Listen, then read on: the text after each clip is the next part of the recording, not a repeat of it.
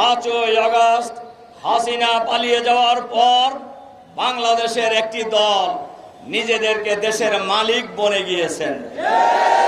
তারা মনে করছেন আওয়ামী লীগ নাই, আমরাই তো এখন।